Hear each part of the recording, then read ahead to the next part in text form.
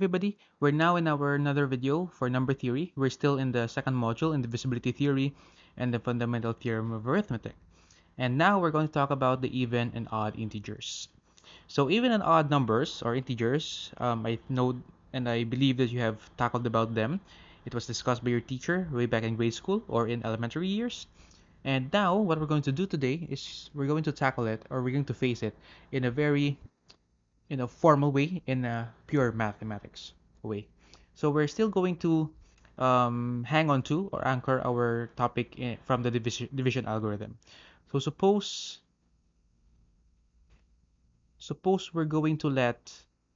we will let the b, that this is the divisor in our division algorithm, to be equal to 2. Okay, in the division algorithm.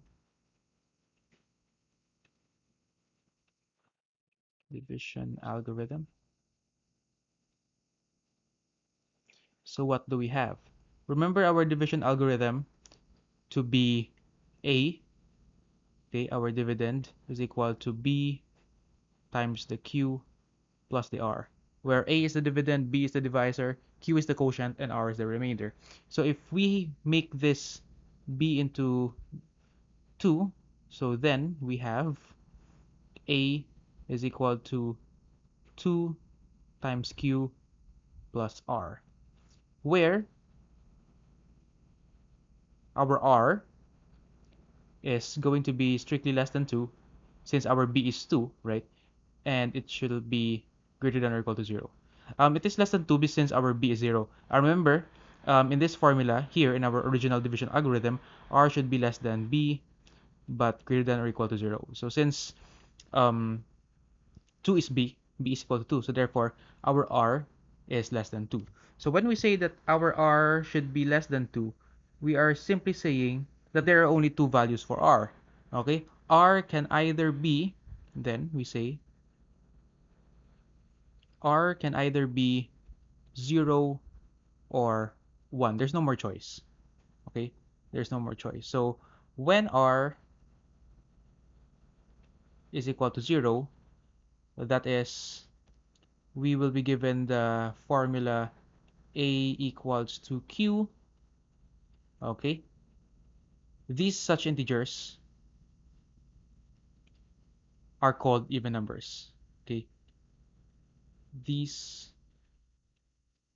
integers are even numbers.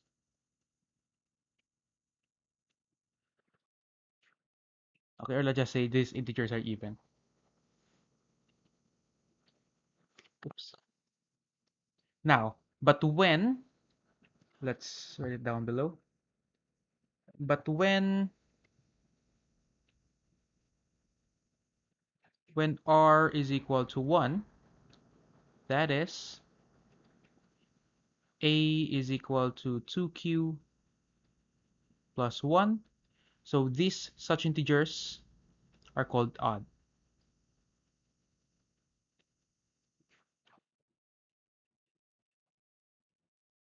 Are odd. Yeah.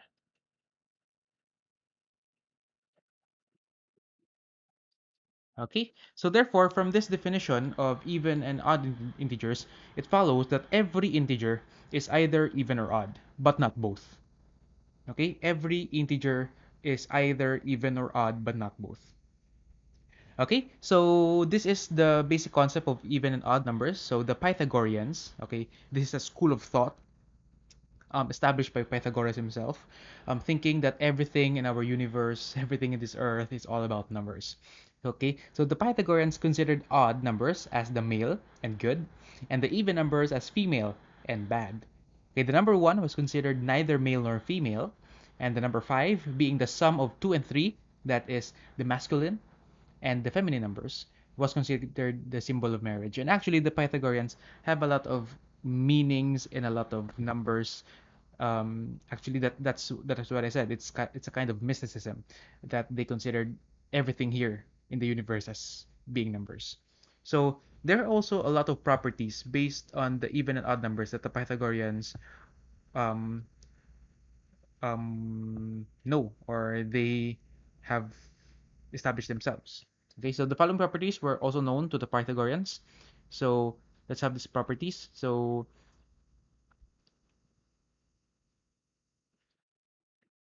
okay, so that's not a very straight line. Anyways, okay, so these are the properties that was established by the Pythagoreans. So properties. This are based these properties um, from the Pythagoreans.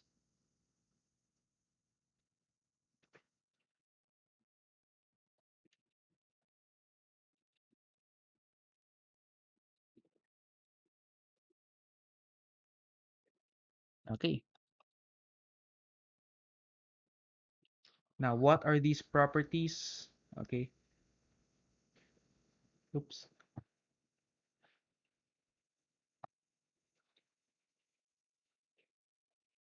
Okay, first property that they have established. So let's call this one. So the sum of any two even integers are even. So the sum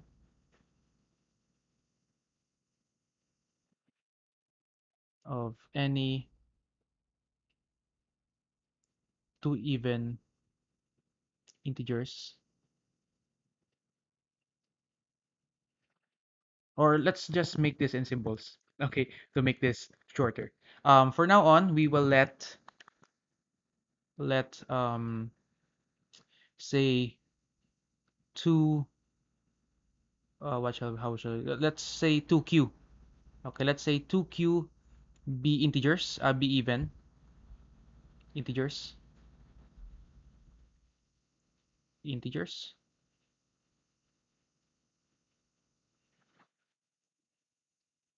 and say 2q plus 1 to be odd,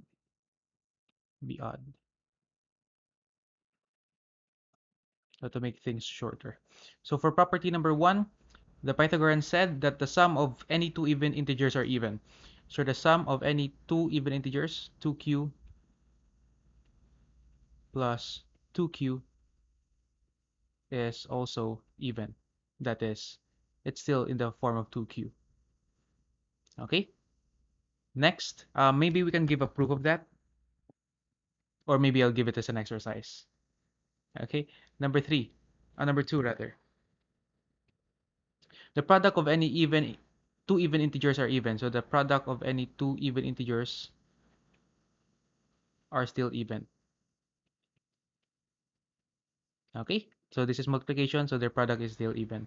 Number three, the sum of any two odd integers are even. So when we have 2q plus 1, add that to another 2q plus 1, the result is going to be an even number. Okay? Next property, okay, number 4, the product of any two odd integers are odd. The product of any two odd integers are odd. 2q plus 1 times 2q plus 1 is equal to be something in the form of 2q plus 1. Okay, that's number 4 um, for property.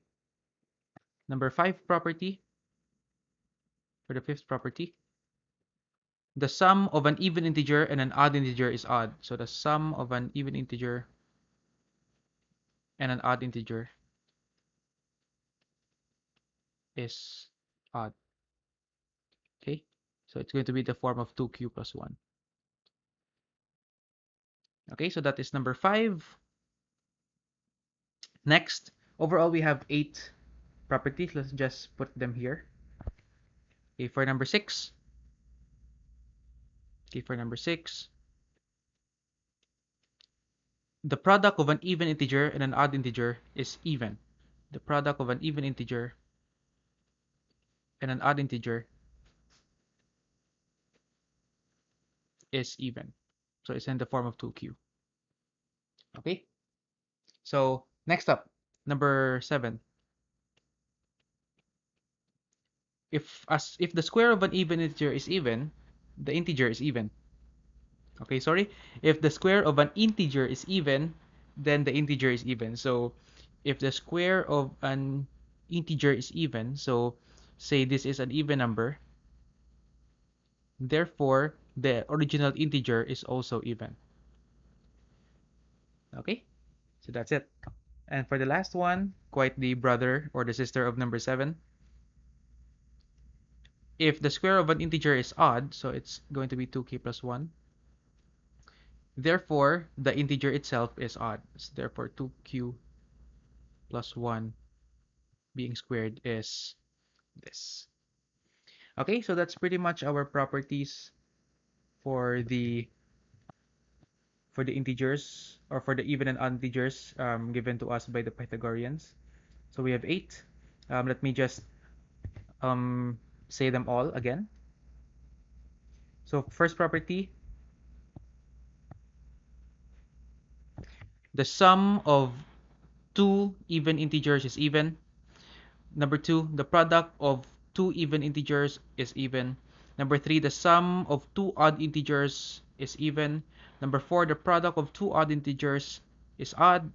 Number 5, the product of, or rather the sum, for number 5, the sum of an even integer and an odd integer is odd. Number 6, the product of an even integer and an odd integer is even. Number 7, if the square of the integer is even, therefore the integer itself is even. And number 8, if the square of the integer is odd, meaning the integer itself is also odd here. So if the square is odd, therefore the integer itself, the original integer is odd. Okay, so what you will do here then, if you have the time, okay, or hopefully you have that, is for you to prove all these 8 steps here, to prove that for all integers these properties hold. Okay. Okay, so that will be an exercise for everyone. Again, prove that 1 to 8. Okay, actually, it's not only limited to this. Okay, just a disclaimer. There's even a lot. There's more of this properties that the Pythagoreans have listed, but only we're going to focus on this because these are the most basic, and at least you can see the the concept and the relationship of odd and even numbers.